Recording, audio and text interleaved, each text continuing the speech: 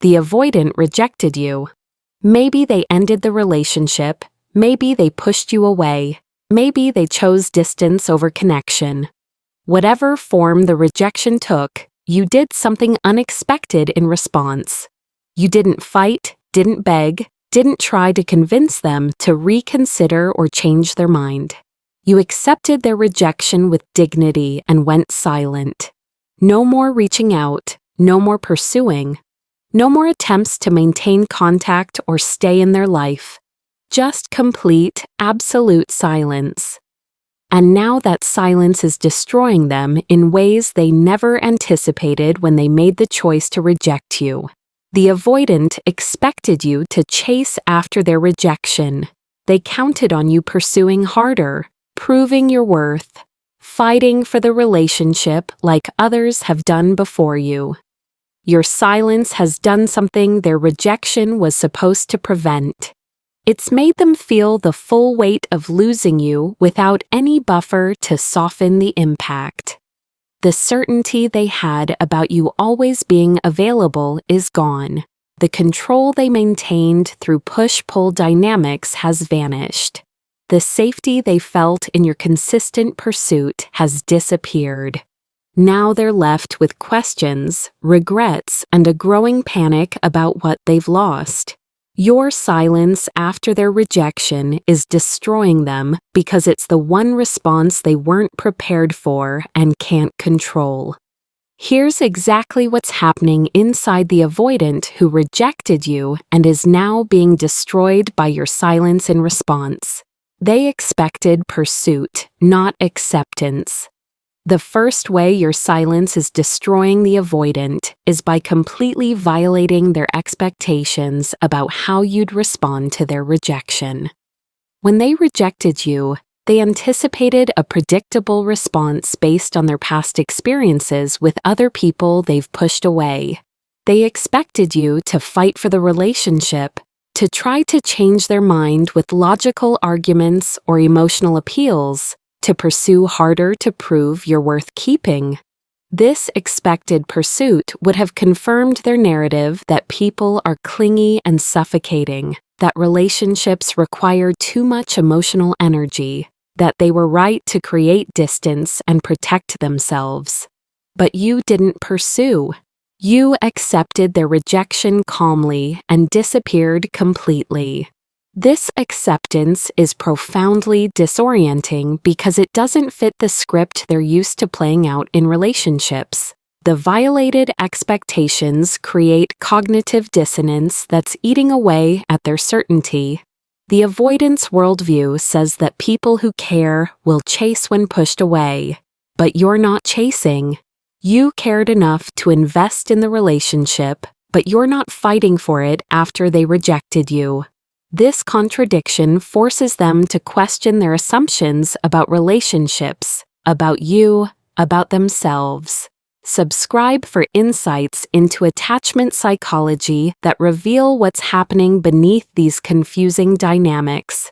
Maybe they were wrong about you being too needy or attached. Maybe they misjudged the depth of your attachment to them. Maybe their rejection wasn't the power move they thought it would be. These questions eat away at their certainty and create anxiety they can't escape. The lack of pursuit also robs the avoidant of the validation they unconsciously sought through rejecting you in the first place. When you chase after rejection, it confirms that you value them, that they're important enough to fight for, that they have power over your emotions and reactions. But when you don't chase, when you simply accept their decision and move on with quiet dignity, it suggests maybe you didn't value them as much as they assumed. Maybe they weren't as important to you as they thought. Maybe they're more replaceable than their ego wants to believe. This loss of validation is quietly devastating to someone who measures their worth through their ability to maintain emotional distance while still being wanted and pursued by others. They're realizing you were more valuable than they acknowledged. Your silence is destroying the avoidant because it's forcing them to recognize your value in ways they couldn't while you are available and pursuing them. When you are present, pursuing, consistently they're reaching out and maintaining connection. They took you for granted. Your availability made you seem common rather than special. But your absence is highlighting everything you brought to their life that they failed to appreciate while they had access to it. They're noticing the empty space you left in their daily existence. They're missing specific things about you that they can't find elsewhere or replace with other connections. They're comparing other people to you and finding everyone lacking in the specific qualities you possessed. The value recognition comes from the avoidant finally experiencing what life without you actually feels like versus what they imagined it would feel like when they made the decision to reject you. They thought they'd feel relief, freedom, peace, the ability to breathe without relationship pressure. But instead they feel loss, emptiness, regret, and a haunting sense they made a terrible mistake. The things they found annoying about the relationship, the things they used to justify their rejection, are now things they miss desperately. The emotional availability they experienced as pressure is now something they wish they had back. The consistency they took for granted is now something they crave from you but can't access because you've gone silent and unavailable. The realization of your value is also coming from witnessing or imagining you moving on without them. If you're living visibly through social media or mutual connections, the avoidant is seeing you thrive without them. You're not destroyed by their rejection. You're building a good life, investing in yourself, appearing happy and fulfilled. This evidence that you're fine without them, that you don't need them to be happy, that you're valuable enough that your own life fulfills you without requiring their presence, makes them recognize they lost something rare and irreplaceable. The silence isn't just absence of contact. It's evidence that you're doing better without them than you did with them. And that recognition destroys their ego-protective belief that you needed them more than they needed you. They can't get closure or control the narrative. Your silence is destroying the avoidant because it denies them the closure and narrative control they expected to have after rejecting you. Usually, when avoidants end things, there's a final conversation where they get to explain their reasons, frame the ending in ways that protect their ego, and walk away feeling justified in their decision to leave. But your silence has prevented that closure conversation from happening. They don't get to explain themselves. They don't get to hear you understand their perspective or validate their reasoning. They don't get the satisfaction of you acknowledging their reasons or accepting their framing of the situation. The lack of closure leaves the avoidant with unfinished business that haunts them constantly. They imagined how the post-rejection conversation would go. They prepared their explanations in their mind. They anticipated your responses and had counter-arguments ready. But none of that happened because you simply went silent without engaging. Now they're stuck with all these unsaid things, all these justifications they never got to voice, all this framing they never got to establish. The relationship ended, but it doesn't feel ended because there was no resolution, no mutual understanding, no clear conclusion. This lack of closure creates obsessive thinking as the avoidant's mind tries to achieve the closure that your silence has denied them. The lost narrative control is particularly threatening to the avoidant's sense of self. They're used to being the one who determines how relationships end and what those endings mean. But your silence has taken that power away. You've written the ending through your absence, and they have no say in it. The story is that they rejected you, and you were fine with it, unbothered enough to disappear without discussion. This narrative makes them look like they weren't important enough to fight for, and that's devastating to someone whose identity is built on being the valuable one who others pursue. They're experiencing the anxiety they usually create. Your silence is destroying the avoidant by forcing them to experience the very anxiety they've spent the relationship creating in you. The uncertainty of not knowing where they stand, the pain of reaching out and not getting responses, the confusion of someone being unavailable without explanation, the fear of being replaced or forgotten. All the feelings you experienced during their withdrawal and inconsistency, they're now experiencing in response to your silence. And they hate it because they have no coping mechanisms for being on this side of the anxiety.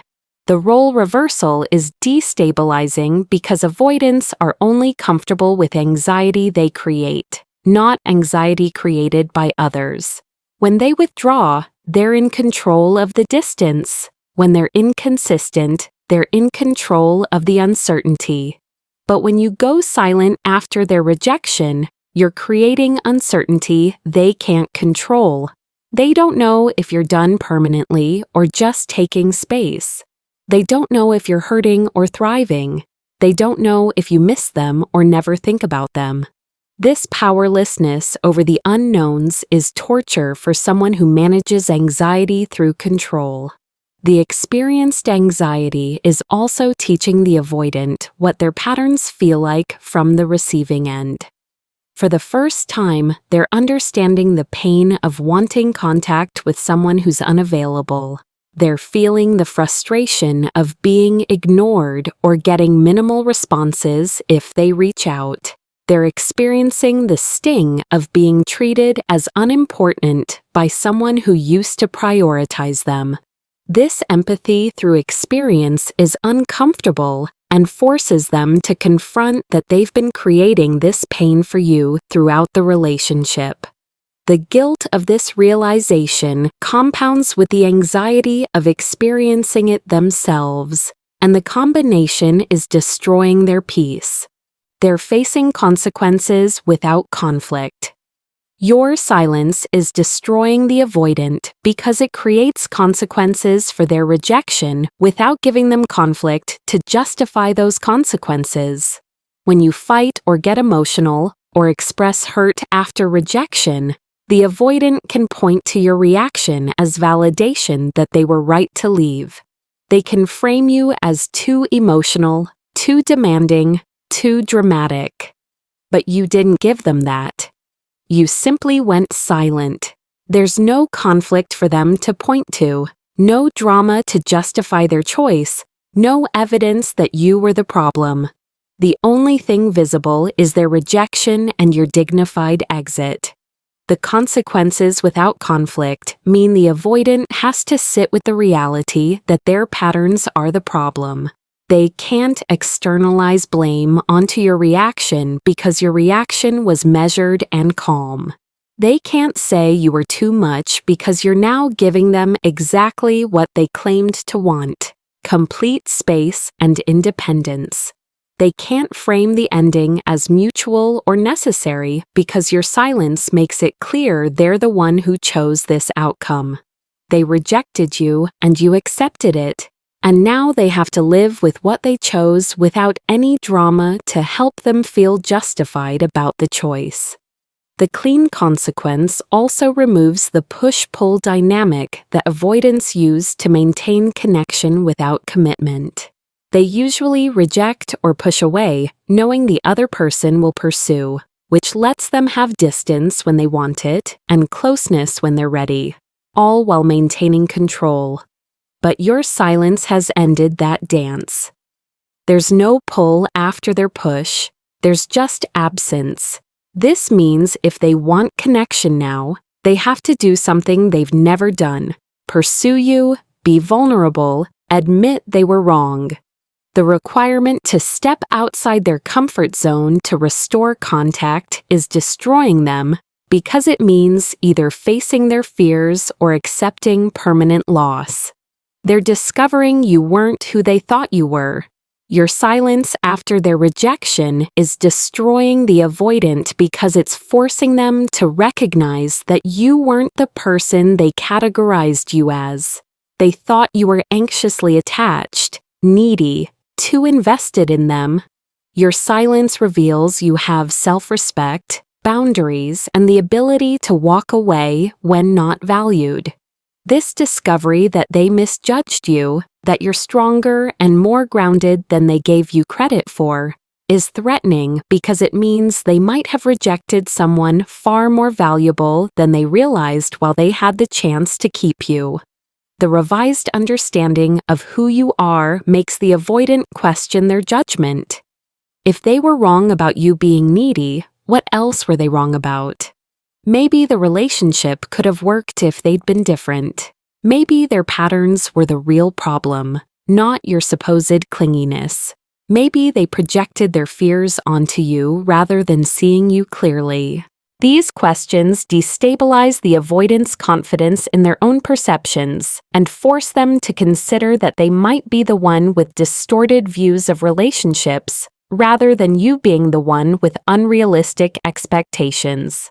The discovery also makes you more attractive retrospectively.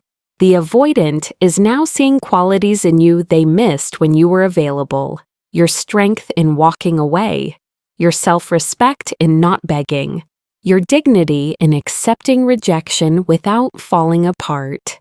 These qualities are incredibly attractive to anyone, including avoidants. The realization that they rejected someone with this level of inner strength and self-worth is destroying them because they recognize that people with these qualities don't stay available to those who reject them. You're gone, and the version of you they're now seeing makes them desperate to have another chance with someone they finally recognize as rare. They're experiencing regret without remedy. Your silence is destroying the avoidant because they're experiencing profound regret, but your silence prevents them from doing anything about it. They're realizing they made a mistake. They're recognizing they lost something valuable through their own patterns. They're wishing they could go back and choose differently. But your silence means there's no clear path to remedying the situation. They can't just casually reach out because you're not responding to casual contact. They can't explain themselves because you're not engaging in conversations. They can't test the waters because the waters are completely frozen.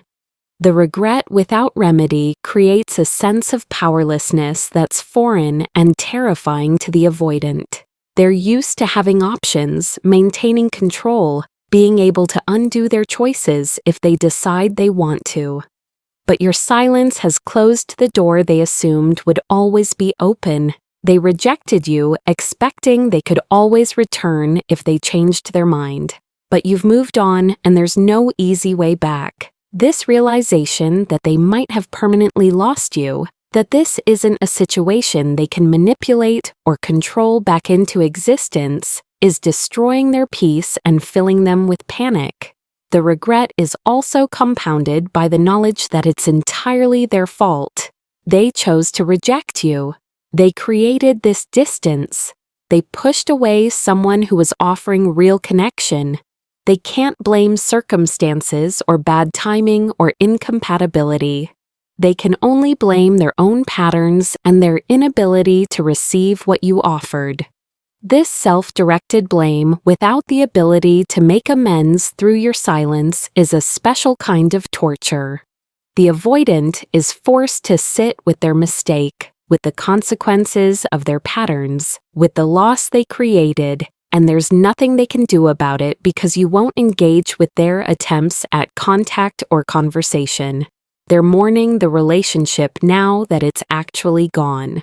Your silence is destroying the avoidant because it's forcing them to actually mourn the relationship in ways they couldn't while you were still pursuing them after the rejection. When you were chasing after their rejection, the relationship wasn't really over in their minds. There was still contact, still possibility, still some form of connection, even if minimal. But your silence has created real ending. The relationship is actually gone now. You're actually unavailable now. The possibility of casual contact or easy return is actually closed now. This real loss triggers real grief that the avoidant has been avoiding through their patterns for potentially years. The mourning is more painful than the avoidant anticipated because they're finally feeling the full weight of what they lost without the buffer of your pursuit to soften the impact. They're experiencing the emptiness of life without you, the loneliness of their defended independence, the hollowness of getting exactly what they claim to want, but discovering it's not what they actually needed. The freedom they thought they'd feel is actually isolation. The relief they expected is actually regret. The peace they imagined is actually anxiety and obsessive thoughts about you. Your silence has removed all the ways they avoided feeling the real consequences of their choice, and now they're drowning in feelings they have no idea how to process or manage. The grief also includes mourning the version of themselves they could have been with you if they'd been different. You represented possibility for growth, healing, real connection, becoming someone capable of healthy relationship. Your patience and understanding created space where they could have worked on their patterns and healed their wounds. But they rejected that opportunity, and your silence confirms it's gone forever.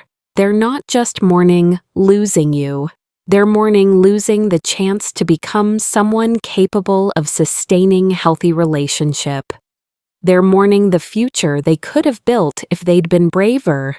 They're mourning the healed version of themselves they'll now never become with you because you've moved on, and that possibility died with your silence and complete withdrawal from their life.